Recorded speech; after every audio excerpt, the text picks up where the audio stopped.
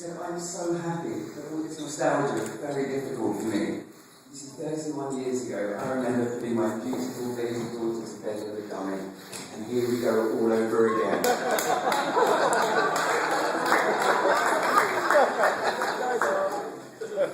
When I look around this room, I see welcome guests from around the world, and we are especially grateful to see so many of Veronica's friends and family over here from Brazil.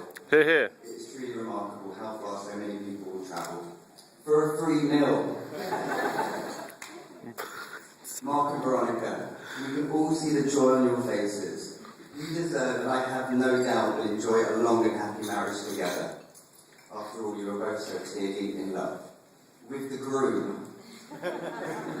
Boom, boom, boom. It is an honour to be Mark's best man, and as such I've been asked to praise Mark today, not to bury him. But the vote was very close, so it is only fair to cater to both camps. Mark and I go back a very, very long way. My first real recollection of Mark, and one that I'm still trying to eradicate from my memory, is of our first day at Hebrew classes at St John's, Church of England School in Stanmore.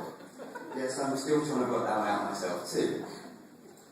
He turned up in a bright orange sweater with a picture of shoes on the front of the sweater, with actual laces attached to the cloth. Apparently the laces were meant to be a subliminal message to Mark to teach him how to tie up his own shoes. As Mark can now do up his own laces, or as far as I'm aware, it must have worked. So Veronica, get Mark a t-shirt of a man offering a gold and diamond watch, and bingo! Boom. Mark's family moved into a house just a few doors along the road from us in London Road, Stanmore. And despite my memory of that bright orange sweater, we became very close friends.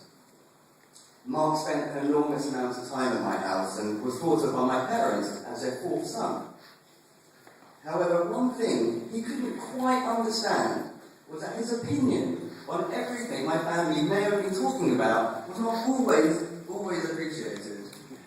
You would often hear my parents or one of my brothers telling Mark to keep out of it and stop interfering.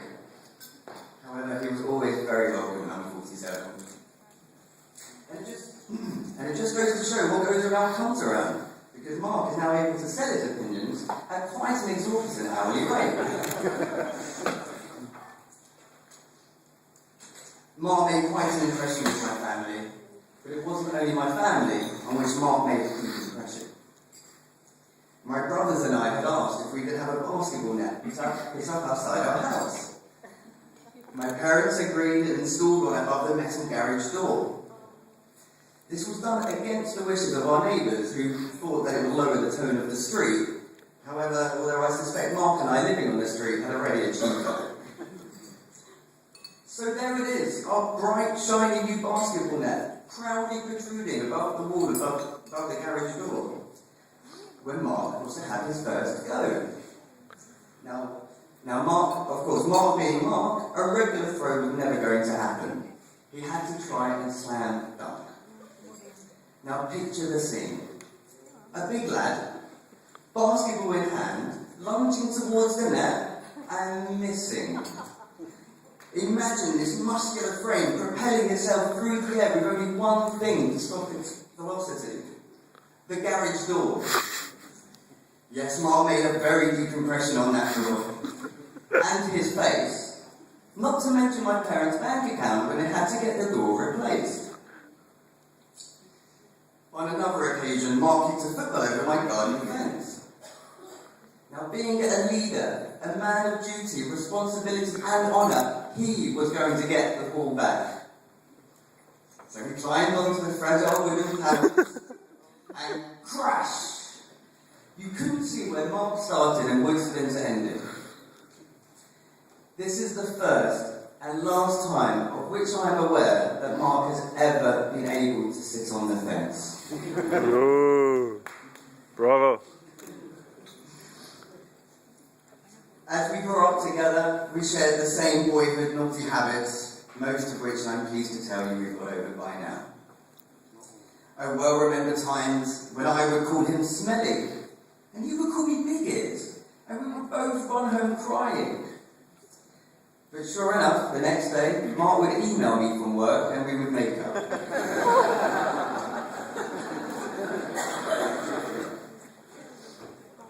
The years rolled on, and after a successful time at UCS in Hampstead and then Brighton University, where Mark obtained an amazing first in his degree and was awarded the American Express Prize for Best Final Student.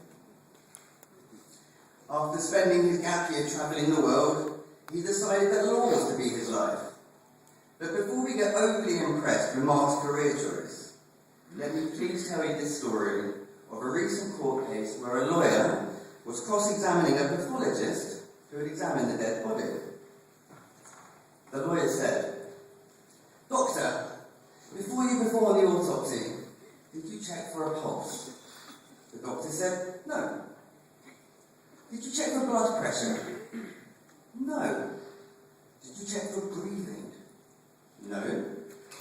So then it is possible that the patient was alive before you began the autopsy?" "No." "How can you be so sure, doctor?" Because his brain was sitting on my desk in a jar. But I guess it is possible he is alive and practicing law somewhere. Whilst living in Whitechapel, someone rather special came into Mark's life. He met this 5'10" beauty named Veronica. To Mark, she was drop dead gorgeous. "You're gorgeous," he said. "Drop dead," she said. Oh, Jesus. Mark is a man of true substance and decency, but the finest compliment I can pay him is this: he is a man worthy of the love of a woman as spectacular as Veronica. A great poet once said that a measure of a woman's love for her man was the lengths to which she was prepared to go to make him happy. If this holds true, then, Veronica, you must love him very deeply, because Mark is the most contented I have ever seen him. To an extraordinary degree, they complement one another and make each other shine even brighter. Mark and Veronica, today should rightly be the happiest day of your life, and it will continue to be a day that you will both cherish and celebrate as each year passes. And the secret to ensuring that you remember this day as your special anniversary is to forget it just once. Mark, you have always been my best friend, and it gives me great pleasure on the first day of the next phase of your life together with Veronica to wish you every happiness in your future together. Veronica, would you mind placing your left hand on the table in front of you? Just in the middle, next nearer to Mark. And Mark, can you put yours on top? That's sweet.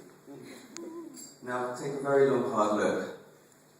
Because Mark, this is the last time you are ever going to have the upper hand. Hey.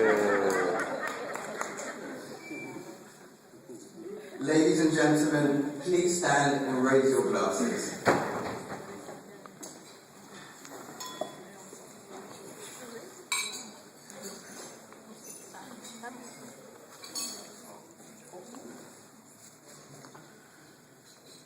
The toast is Mark and Veronica. Mark and Veronica. Here, here. Thank you very